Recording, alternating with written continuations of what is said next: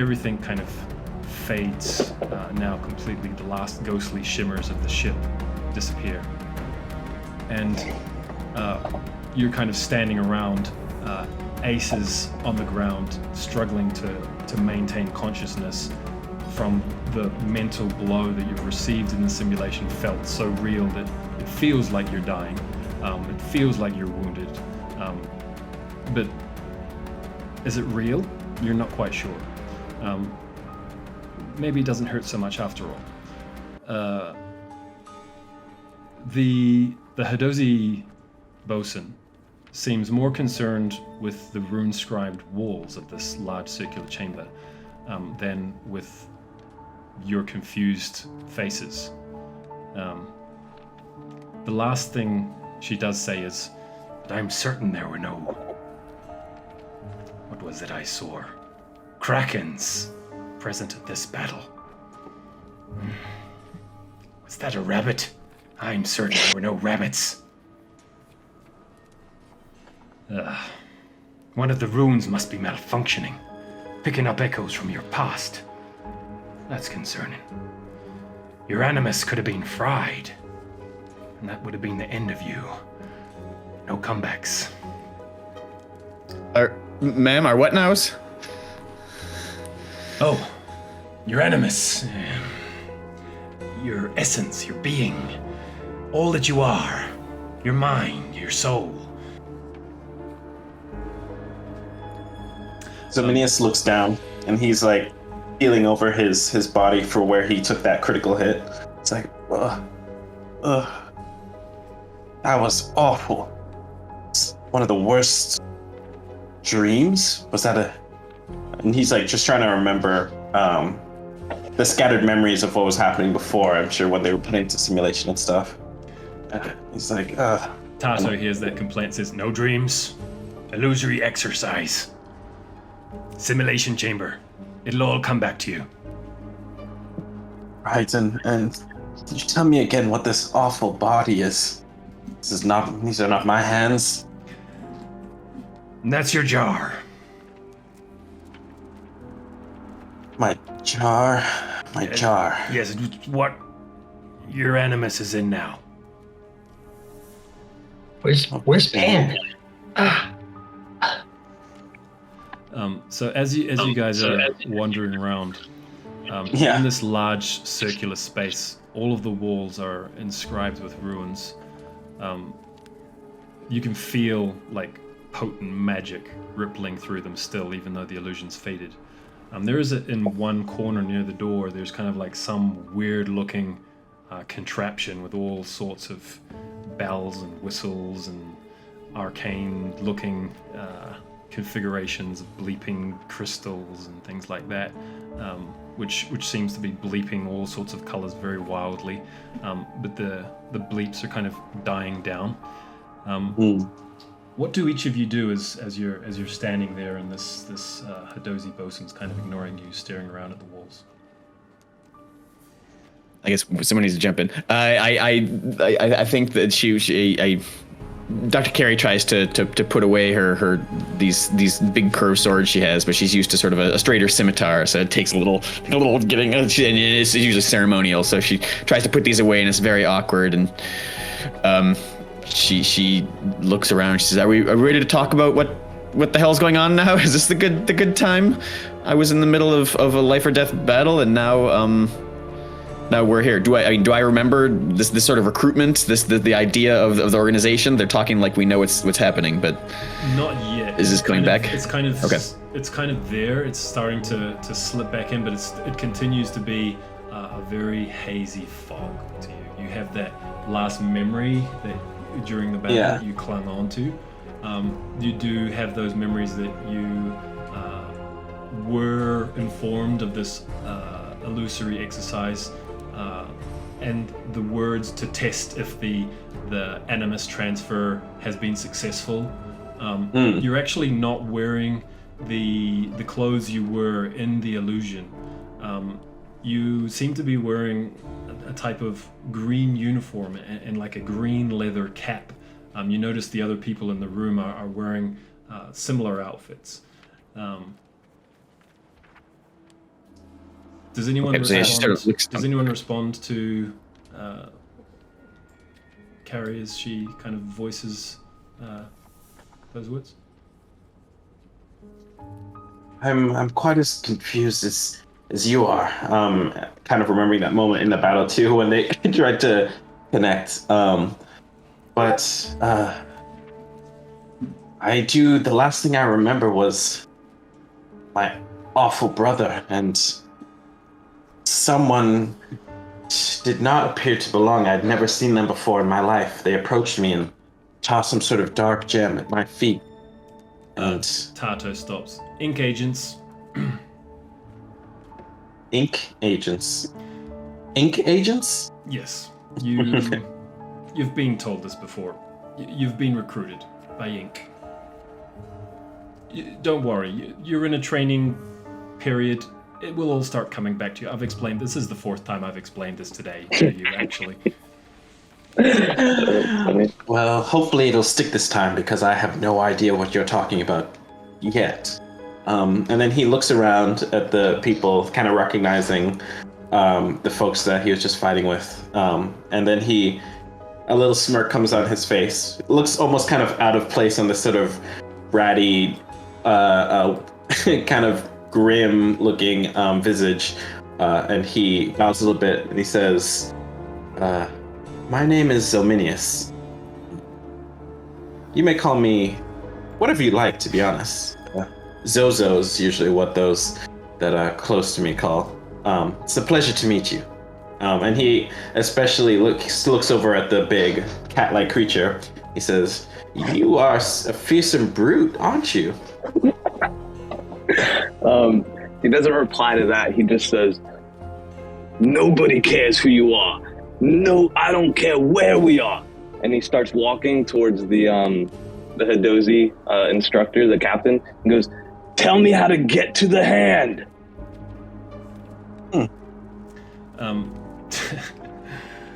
She turns an eye on Axel, like not an inch of fear on her face. An eyebrow kind of comes up and says, there's a process of disorientation, you see, when you transfer. Now, listen. What you'll be learning over the next few days, it's important if you want to survive in wild space. Shouting at me, the person that's gonna try and teach you, that ain't gonna do you no good. So, reel that in, reel those feelings in, and you can all head down to administration. They've got your welcome package there, and the lady, real nice lady at the desk, she'll give you the what's what. Got a list of things you need to be doing.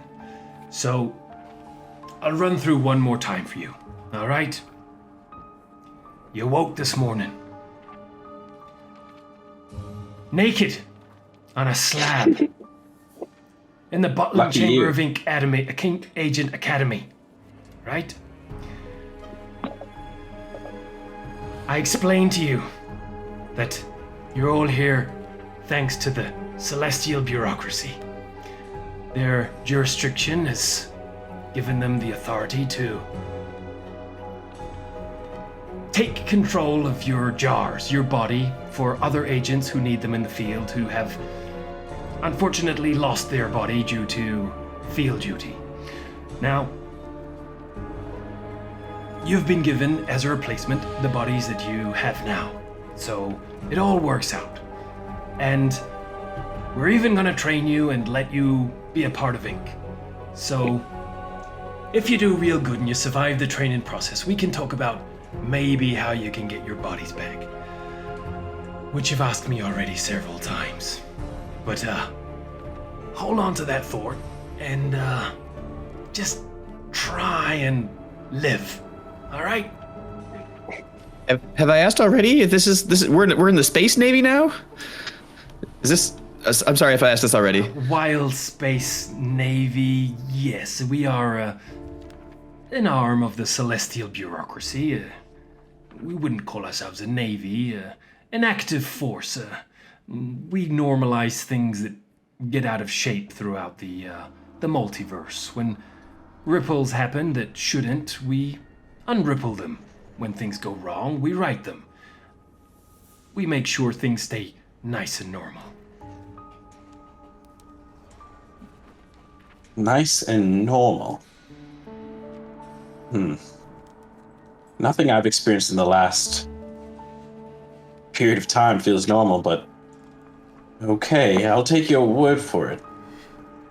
He's looking around with like curiosity now. A little less fear, but also kind of disgust at his own body, but starting to settle down a little bit. I stand up laughing and just rubbing my hair like, this is the normal I'm used to.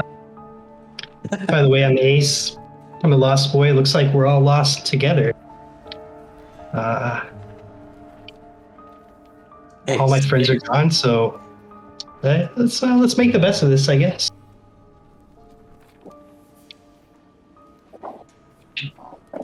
Ace, it's a pleasure to meet you. Good to meet you, Zozo. And what were your names? I believe I haven't. And he's looking. Did Dr. Carey introduce herself already? No, I don't think so. Yeah, so she would stick her hand out very properly. Say, Carissa Tappanham, PhD. At your service, please. PhD. She'll shake everyone. She'll shake everyone who wants to offer. Yeah, so Minius will offer his hand. He's seen some freaks before, but he says, PhD, is that some sort of noble title? Are you nobility?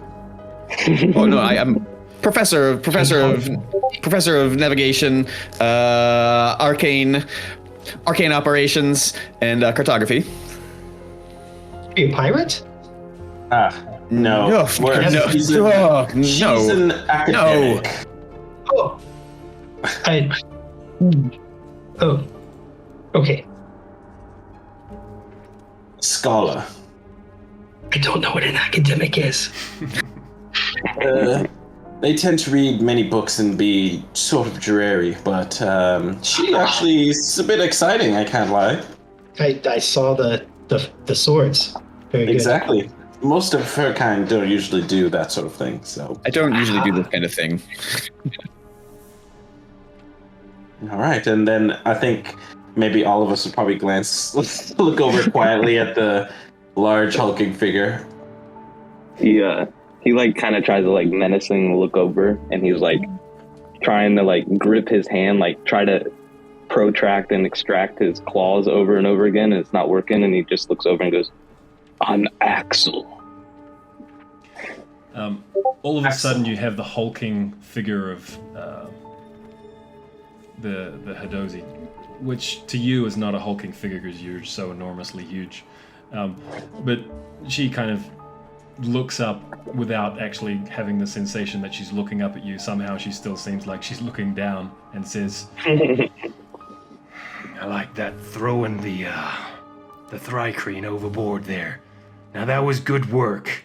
Use the edges of the ship to your advantage. But did you remember the guns? Did you think to get to the baluster, put a baluster arrow through someone's head? You could have taken out 3 or 4 of them in one go.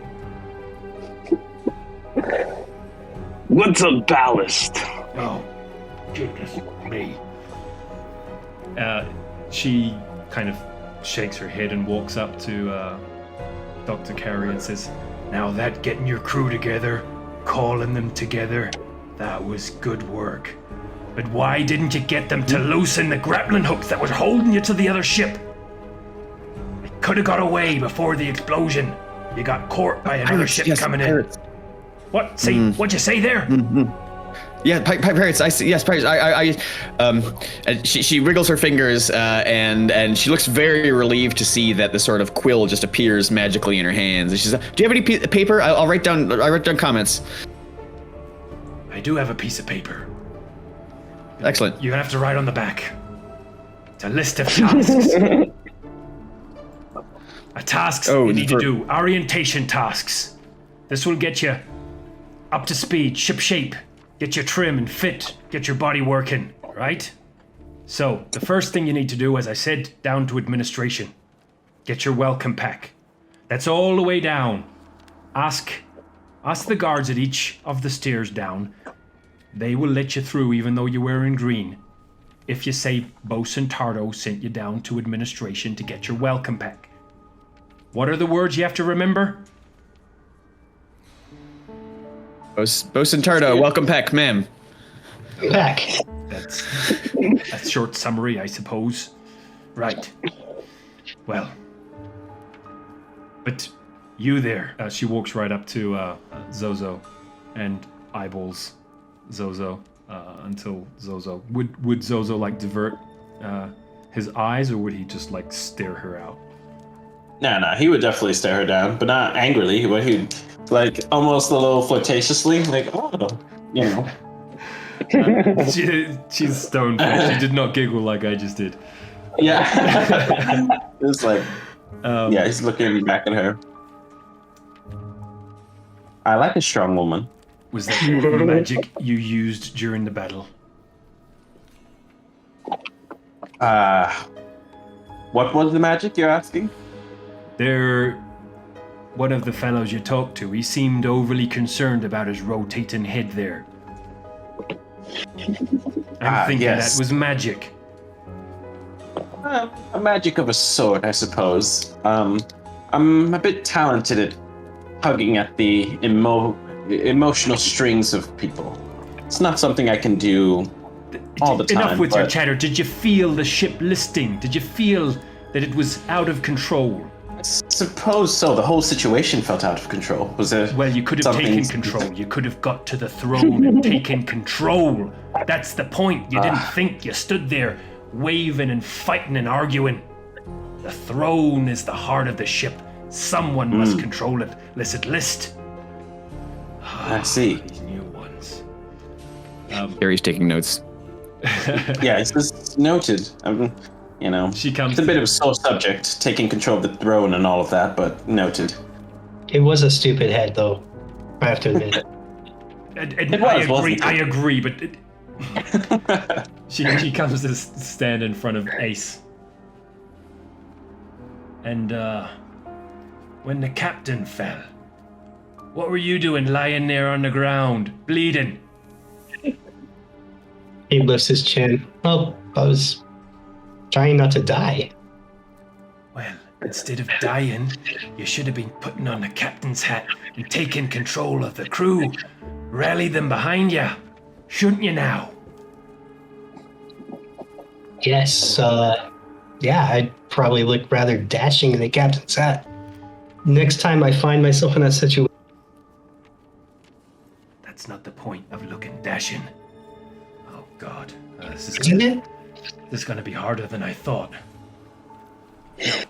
Do you have any questions? Several, but apparently we've asked them already. Would you like to repeat any questions, or would you like to head down to administration now? Let's Administration. give those welcome. Let's go.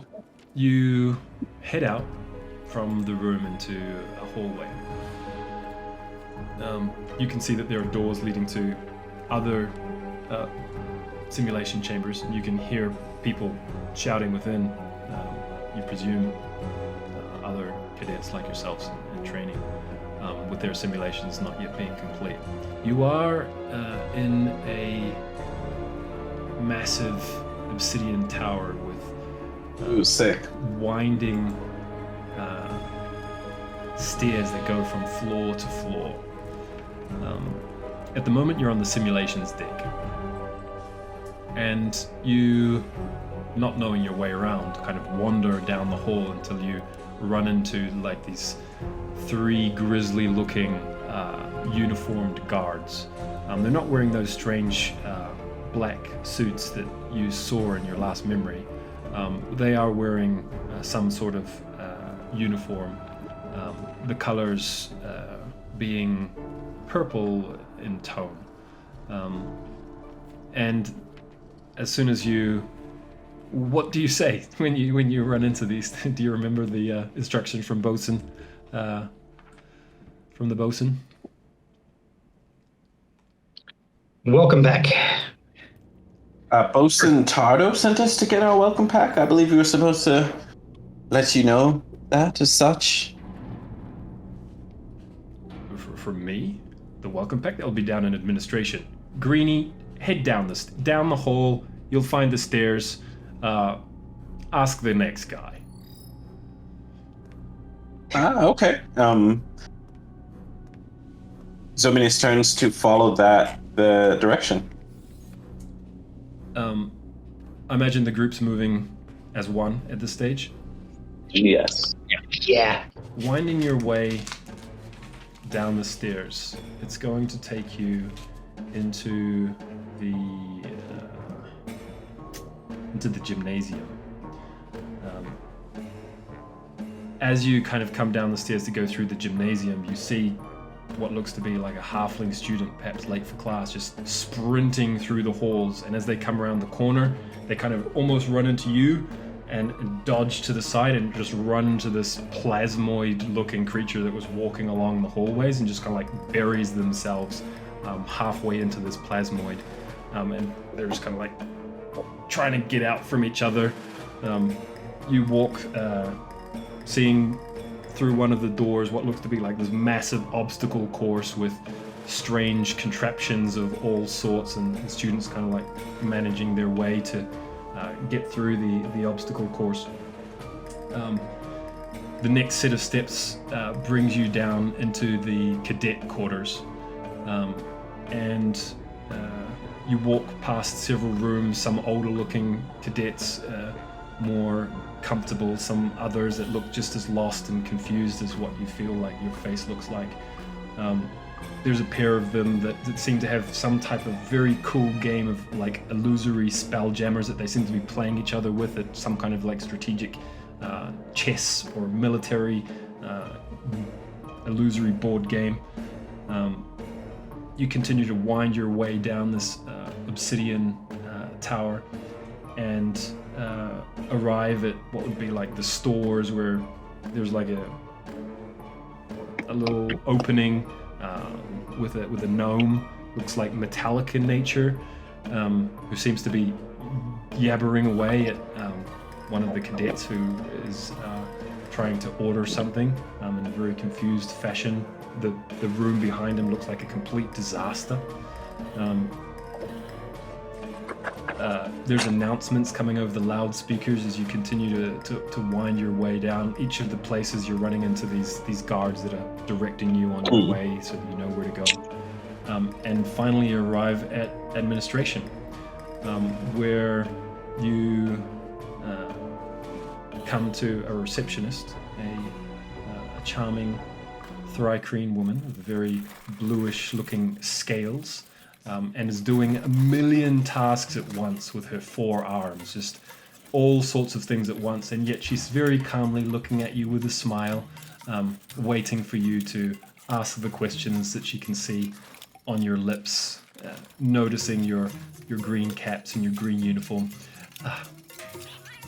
Good day, Aries. How can I help you today?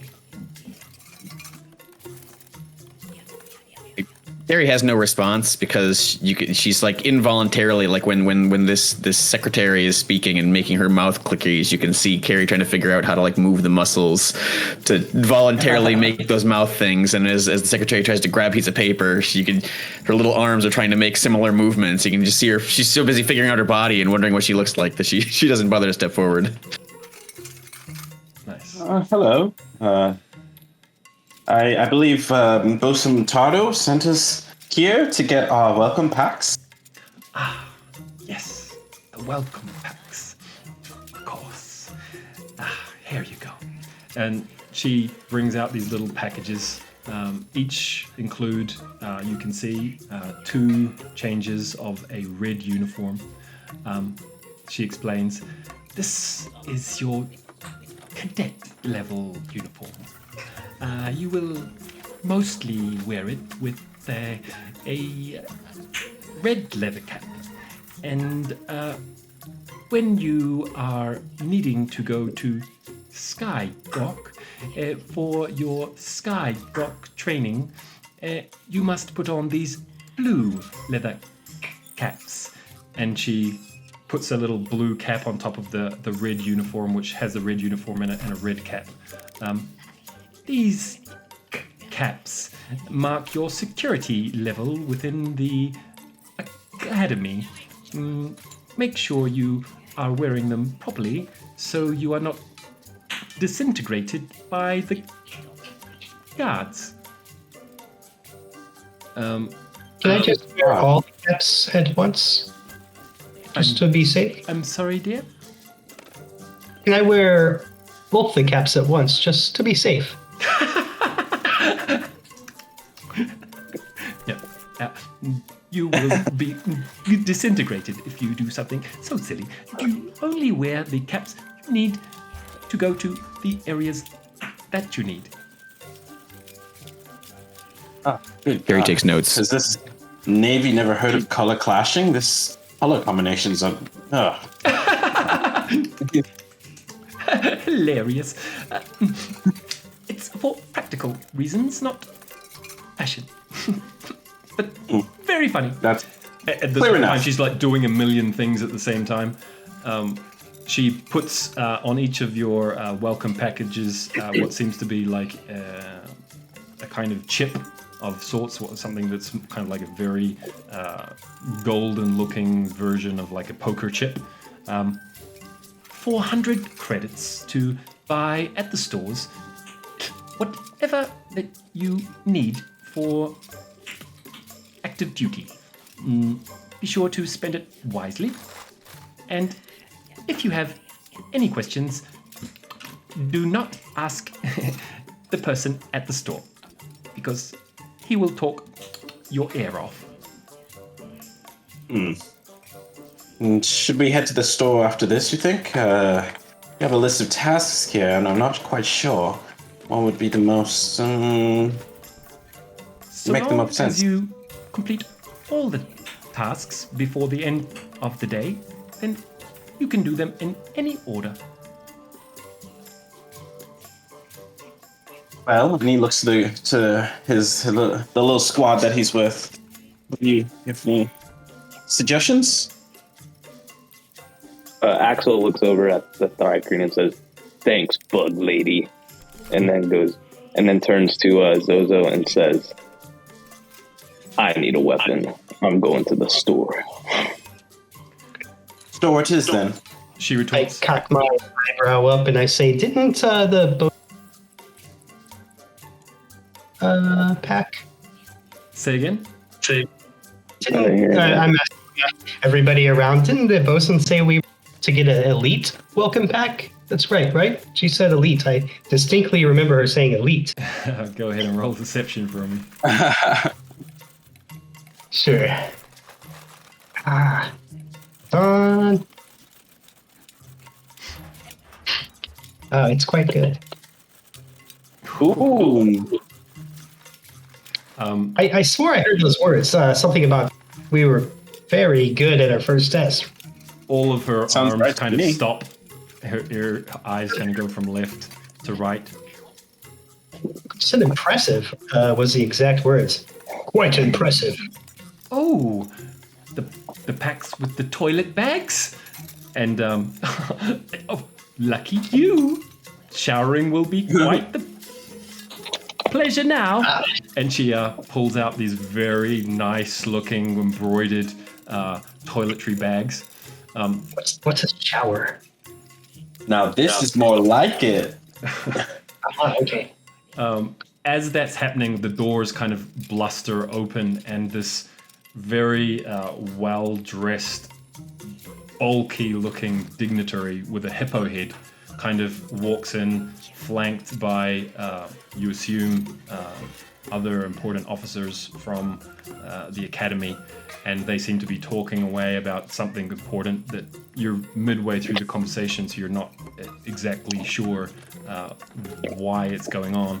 And right in the middle of it, the hippo just breaks up your conversation, just letting rip this terribly awkward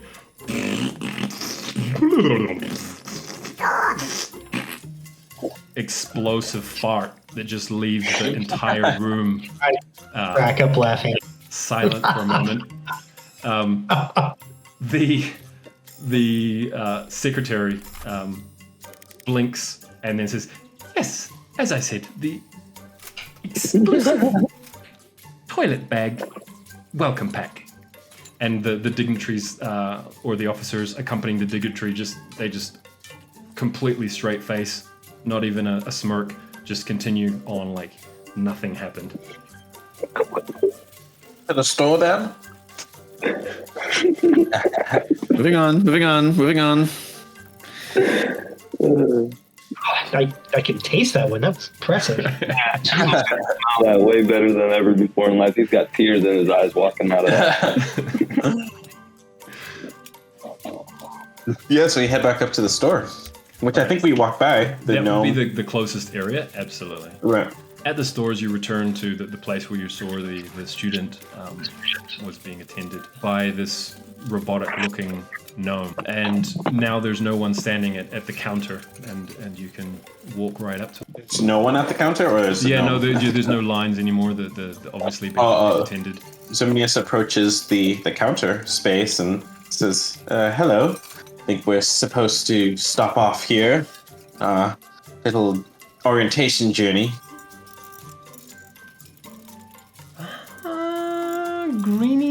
Greenies. Well, I remember the first time I was a greenie. I had just come from Moon Astaris, and, well, I was recruited because, well, I did a great job of aligning all of the moons so that it opened gateways from one end of the Mechanus to the other. And it was quite a feat, actually.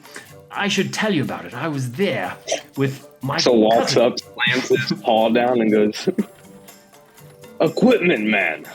That's what we're here for, not your stories." Ah, equipment. I do have some of that. What would you like? Mr. Blip will have it right away. I need another weapon. A great sword, if please be. So amongst the chaos, he kind of like seems to know all the way around it, and opens up different cupboards and wardrobes for every request that you guys make, and seems to be within an incredibly small amount of time for the chaos that the store is in, be placing it, handing it over to you, giving it to you across the counter. And as you're handing it, he's like requested that you hand him the credit chip, and he says to you, "Spend it all. There'll be nothing left over. Anything you have left over will be wasted. You only have the chip. Use all the chip. Otherwise, that's gone. Like smoke." So I think you guys all have prepared like the equipment that you wanted to get, right? Yeah. Yep. Yeah. So let's not waste time going through inventory. Yeah. But Here. your general impression is that this man, any comment that you make, he will take it, run with it. He's got a million stories, all of them walk along. One story becomes another. He never finishes the first story that he begins. He starts telling you about someone in the story and telling you a story about them instead.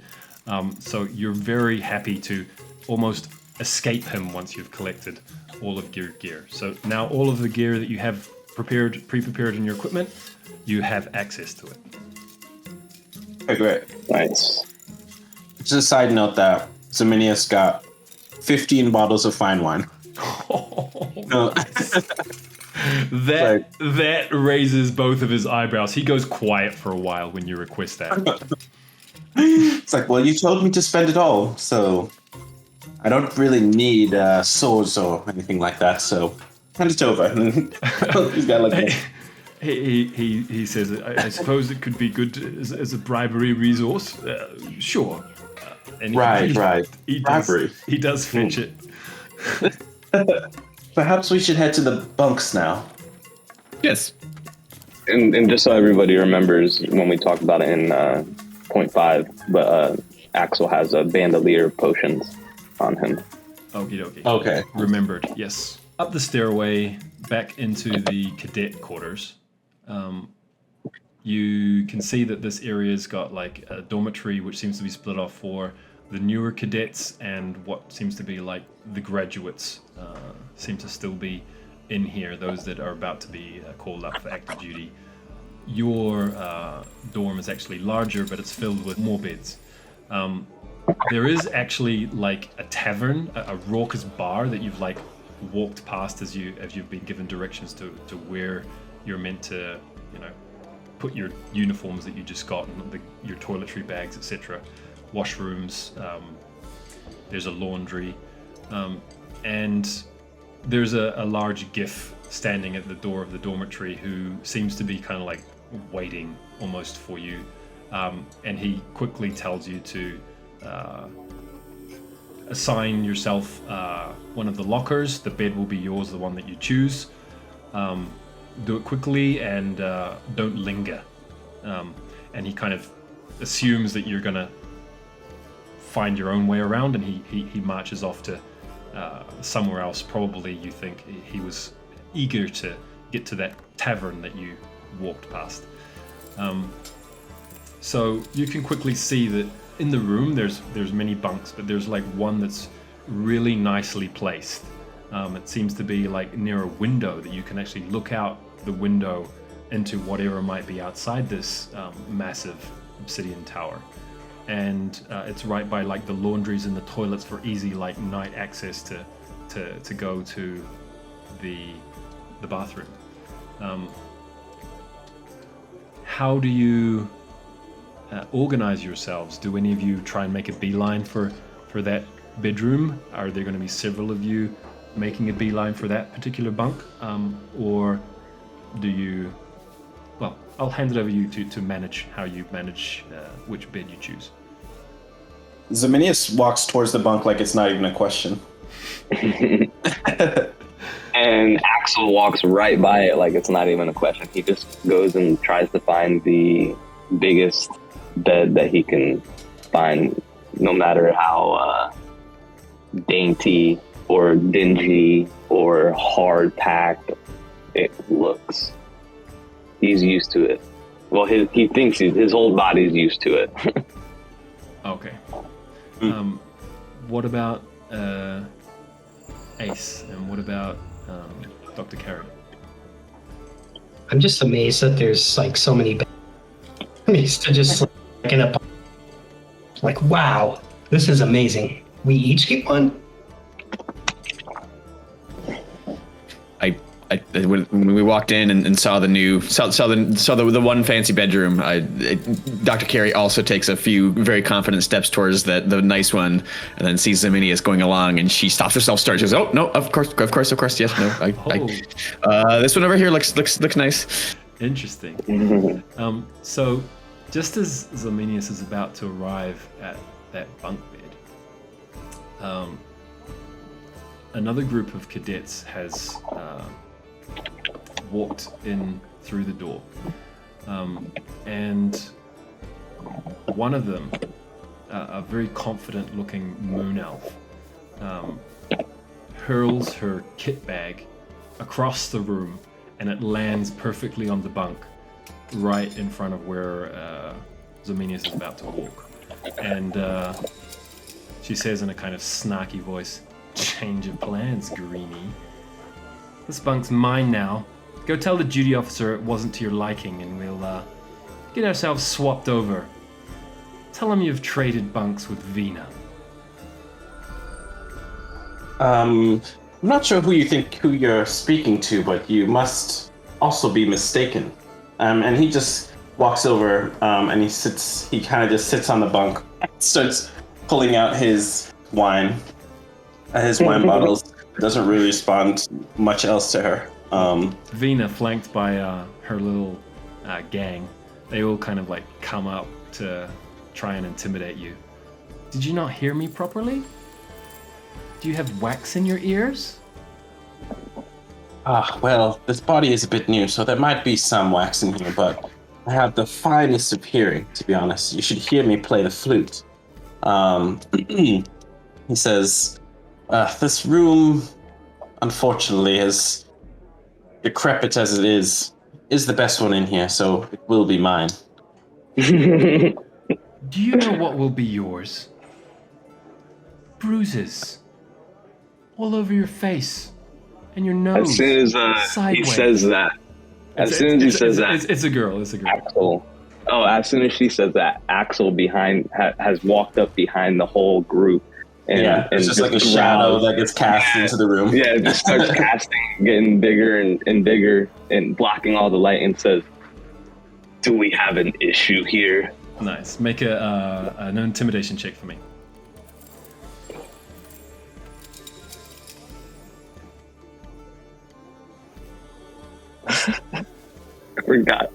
I forgot what my intimidation was. She turns around and says, "Oh, kitty cat," and just like smacks Axel right in the chops.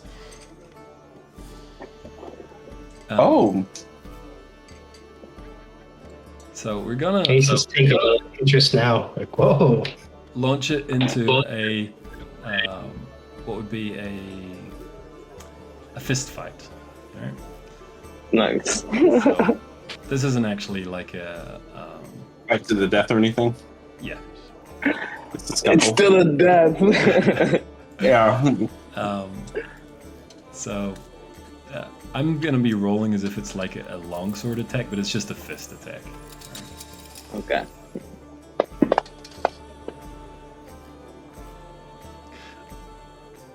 The fist swings by as this very nimble Leonin. It just seems unhittable. Yet she has two fists, and the other fist is for your chin. Yeah. Yet she has 2 feet as well. Oh lord! Oh. Oh lord! You move out of the way so badly. Tell me what happens, Kabuki. So I when she goes at me with the right, I take a step back and I come back in her range, egging her on, and she takes the bait and swings at me. And I just dodge out of the way, grab her wrist, and spin her and push her along at the same time. I'm gonna So let she you just, make like, that charisma slides check by again, me. but with advantage. Oh, nice. I give him a bardic inspiration. Be Hallelujah, like, you can. get her. Okay. And yeah, what's so, that? A 6? One Yeah, and a D6. D6. Yep. You need a 3 or better. Oh! She is flung roughly into the edge of a bunk. You can see she bangs like her elbow, kind of painfully, and she turns around trying to be very dignified. I didn't like that bunk, actually. I'm gonna sleep over here in the good bunks. And all of her friends are like, yeah, we're gonna sleep in the good bunks. And they all go together. A wise choice. It gives her a wink. Axel looks over at Ace and gives him a nod and says, "That looks tasty. That looks tasty." Speaking of the wine in his hand. Oh, it's Ominius? Yeah. Is it? Yeah, he says. And then immediately actually pops one open. It says, I think we should have a drink, don't you? Agreed. All right, so So yeah, he opens up one of the wines. resolve the situation without violence, so gain inspiration, Kabuki.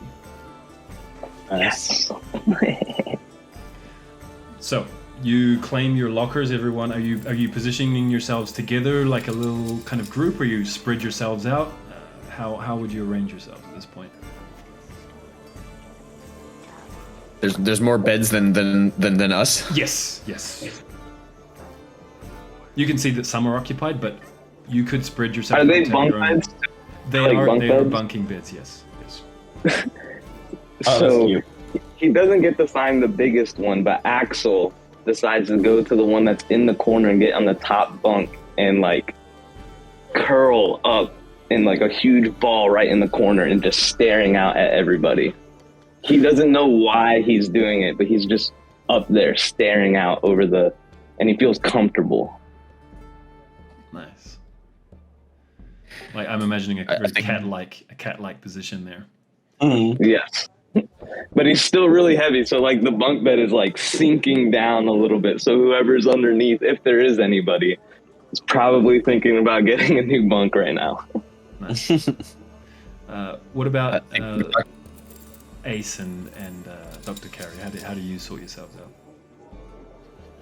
So you can see Dr. Carey. Once a few people pick spots, you can see her sort of looking, and she looks from this, and you can see her doing calculations. Like she's pointing over there.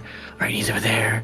So I move like this, and I go right here, and you can see her going through these calculations to make sure that she's far enough away to be polite and have her own space, but near enough not to seem like a jerk. And how can she trade off the different distances with the different people? So you can see her pacing off distances, and finally she picks one that's just the right distance between everybody else, so that there's not crowding, but she's not being standoffish. Nice, like really overthinking it. Excellent. I'm pretty much the opposite. I'm used to the dudes just like all around kicking each other, elbows all over. So I'm looking for the place closest to everybody. I jump in somebody else's bunk if they would let. Just you could go underneath. You could go underneath Axel's sagging bunk if you wanted. Yeah, I probably do because it's like the coziest spot. Like up in. That's not too bad. Nice. You can see Carrie getting frustrated with you as you're just sort of moving around. You're just, I'm gonna hit there, I'm gonna get there. You can see every time you shift, her calculations change. You can see her cursing under her breath. Ace is very kinetic. Nice. How does Zemenius make himself comfortable and now having the best bunk in the room? I think he just leans back, takes a swig of the wine, and kind of just looks out the window. And he actually, there's something very much more contemplative. Even though he has that bombastic side to him, he is kind of contemplative, just looking out and appreciating the beauty. And then he takes out his flute, I think, a little bit, and just starts, just playing like a very light little tune. For himself, looking out into space. And then at some point he would definitely take the bottle of wine and go out to his new cadet people and his core group and offer them a swig. Nice. You notice as that's happening that the flute has caught the attention of Vina and her little gang, and you are certain you hear one of them whisper, "Oh my God, that's super cool! Oh, they've got what? They're cool!" Then Vina's like stands up. They are not cool. We're the cool ones, and just like, come with me. And she walks out the door. Ace takes out a pan flute and tries to play along. He's definitely not as good at. Oh, we have a little musician, another musician in our little gang. And then he totally embraces it. I dabble. He totally embraces it. You said devil? Dabble. I dabble. Dabble. My captain. Devils. Devils. Who said devils? Well, dabbling is what life is all about, Ace. And Zemenius goes and kind of sits by him and he says, "Why don't we jam for a little bit?" And he'll just start playing and very encouraging you to pick up the pen and harmonize or play around with him. I certainly try. Did you come sit over next to us? Me? Yeah. Zozo? Yeah, definitely. All right, Axel peeks over the edge and goes, "Where's the wine?" Right here. He grabs it. Not the finest I've ever had, but it'll do. Would you say Starts you're listening. gonna chill for more than half an hour, here to kind of? Absolutely not. How long would it take for Dr. Carey to start getting nervous with this going on? Yeah, she sort of nods her head for a couple minutes, and she takes a little she takes a sip of the wine when it's offered. But she's like, we're supposed to be getting our service weapon. If you just look at the list, you'll see that we'll need to get some weapons. And if regulations say that you should not have more than one drink before operation and regulation quarters. Does that dampen the mood, or do you just kind of steamroll that? No, so Zomanius would be like, of course, Dr. Carey. And then he's gonna whisper to like Ace and Axel, what did I tell you about scholars? And then be like, yes, you're right though, we should get a move on. So pack things away maybe, and be like, of course, after you. Axel jumps down and says, "What a stick in the mud," and then drains the rest of the wine. Okay. Gonna need more bottles. Yeah.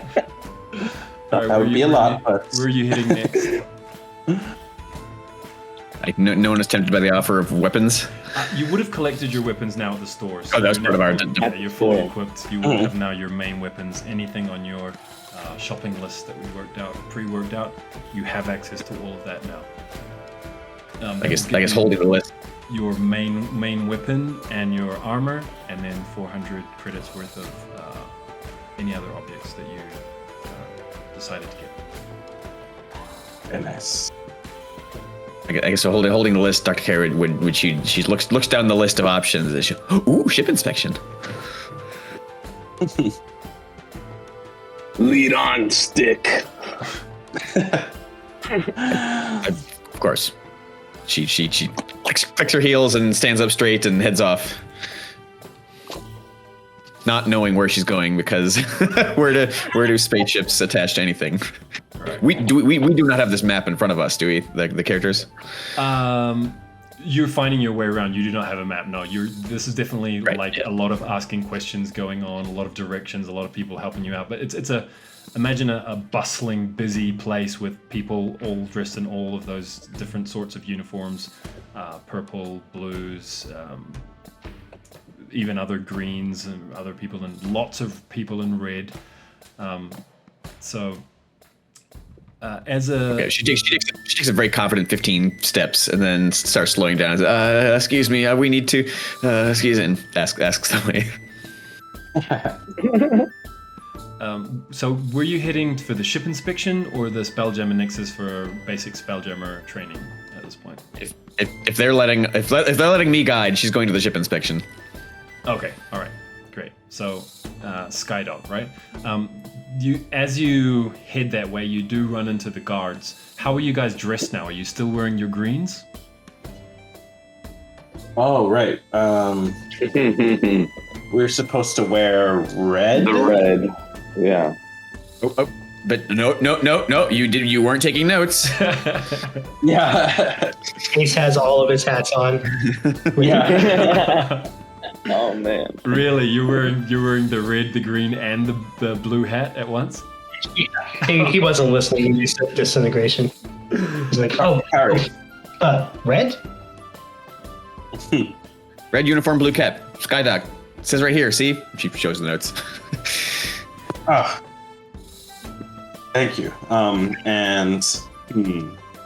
So yeah, he would have changed into. What are these uniforms? Are just like sort of like one piece like.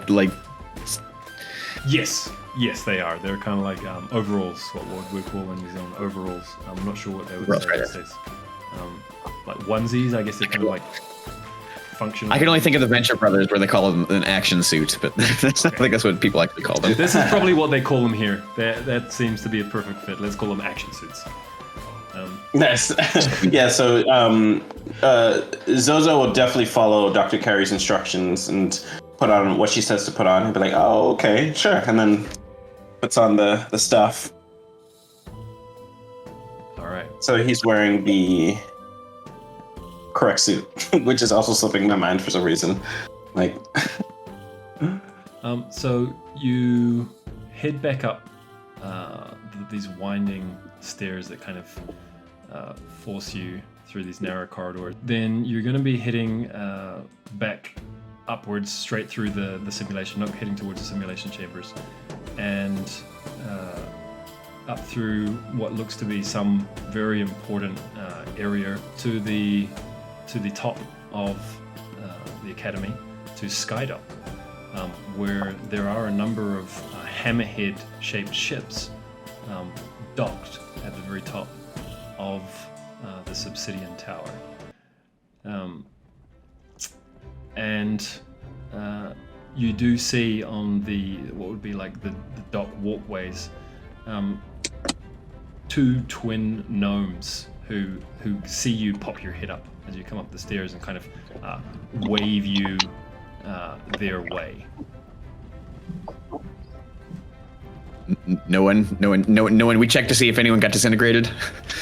I think you're all wearing the correct uniform, so the guards let you through to Skydock. You had the correct combination. Is it just like 5,000 steps to get to anywhere? Yes, it's huge. It is absolutely huge.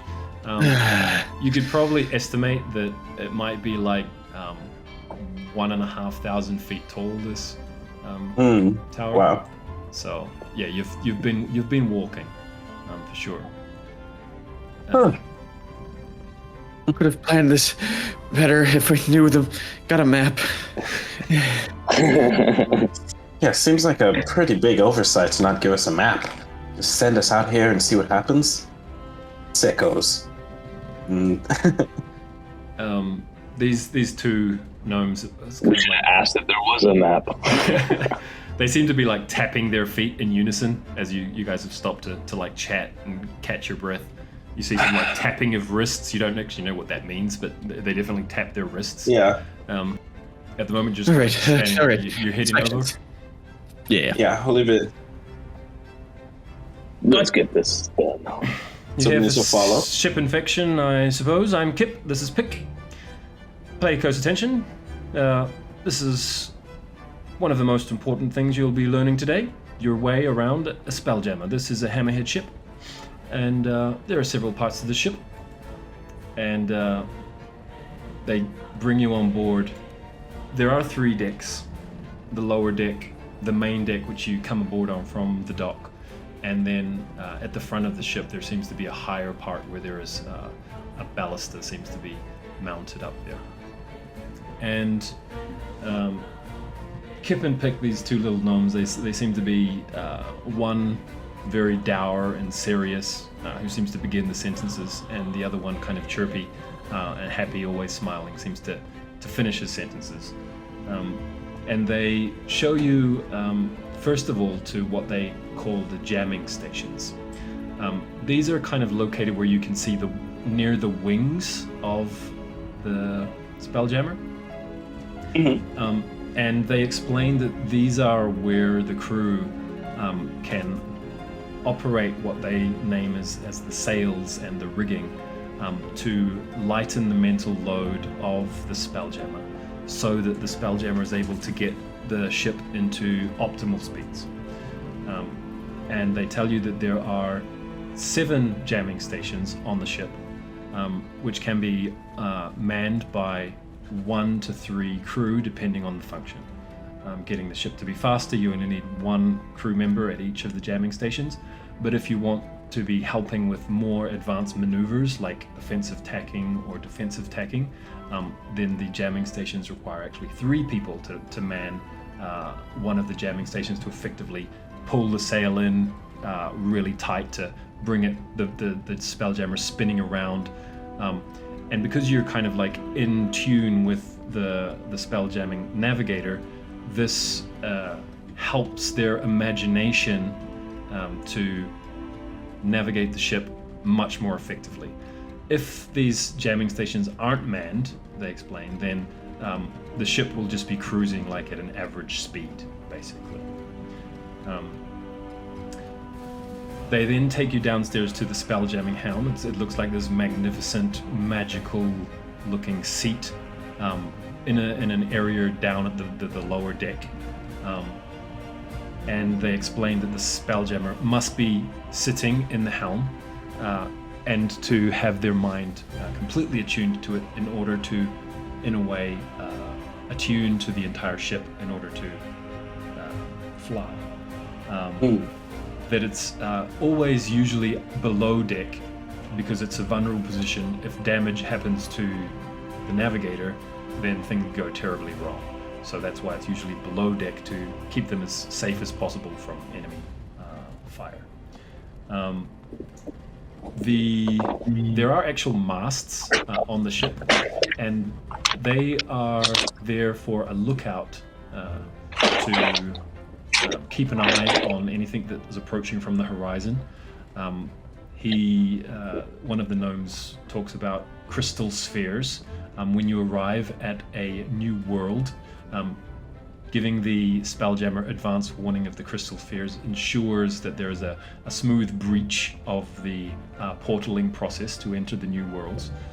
Those portaling processes are built into all ink ships, so you won't have any problems with that. They recommend that to use the lookouts effectively, they hope that you purchased a spyglass. They take you to the gun base. You can see that there is at what would be the front of the ship like a massive mangonel, and at the back of the ship there's also one. And there's a baluster on the very front top deck. They explain that the mangonels require 5 crew to load. The crew requires 2 people to load, 2 people to aim, and 1 person to fire the mangonel. Whereas the baluster only requires 3 crew members.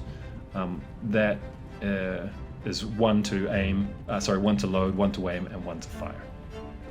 So they explain that any siege weapon to be properly manned always needs to have the correct number of crew, and for them to work effectively, one of the officers, or someone who's taken an officer role, should certainly consider being the master gunner and coordinating the group's efforts of fire. They show you around to the quarters. You can see that there's ample quarters for a large number of people to comfortably bunk in both this main deck, and there's more quarters downstairs. Downstairs there's also a brig for the naughty kids, is what the gnomes tell you.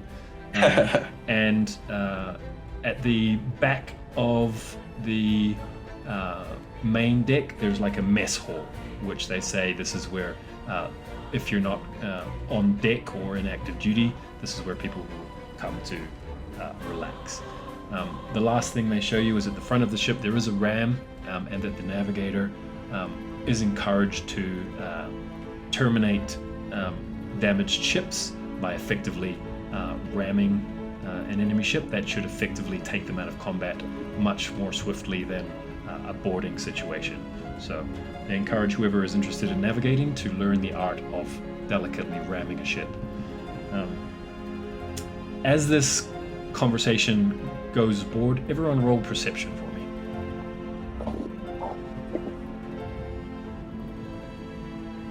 Yo.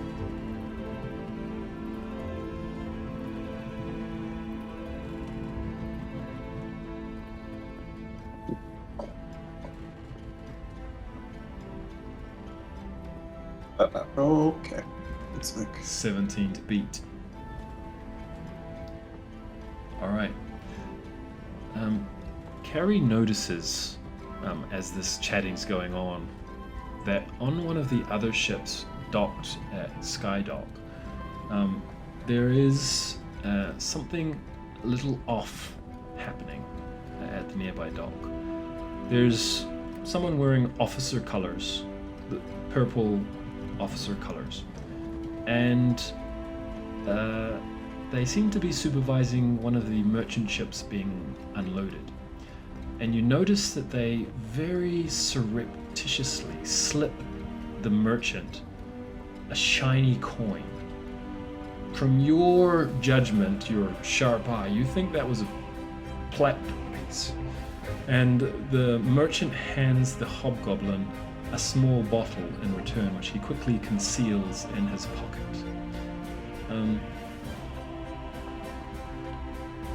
How would Kara react to seeing what would be, for her, perhaps very out of line for an officer of her navy, at least, to be doing? Yeah, so she'll sort of, when she gets a breather from the gnome tutorial, she sort of looks over to the ship and says, "What's that ship's mission? Is it do the same thing we do? What's that captain?" Who's he working with? Oh, that's Earl. He's he's one of the active officers. He has just got back from one of the missions, and yes, good man, Earl. Well Good loved, man. well Mhm. loved by his crew. I believe he's just a new arrival. I believe has just arrived, resupplying the academy. It's been a while. It's a week late. Didn't breakfast too well this morning. A little hungry. Kip says, starving. Oof. It's glad it's here. Glad it's here. Things are Yeah, tough around I- here. Carrie's she sort of just nods and says thanks you. You can see her scribble a little note. She can scribble a little note. She's got she definitely bought multiple sheaves of paper from the commissary. So she took a little note. You can see her sort of she gives the sort of the squint-eyed sort of look of suspicion over to their ship, and she takes little notes. She writes down Earl and then their mission, but she says she doesn't create any more waves. All right, great. I can't see who's on stream or who's not on stream, but if there are people still here with us, thank you very kindly for joining us. Thank you very kindly for your patience while we sorted out the stumbles in the beginning. I hope you've enjoyed as much as we have. I hope you guys have all had fun. And I did, definitely. In 2 Yeah, weeks' great. time, we'll be back at it again, right? Yes, sir. Yeah. That's right. Yes. Sweet. Well, fantastic, guys. I had a blast. So, until soon. Until the next time. Until next time. Till the next time. All right. Right.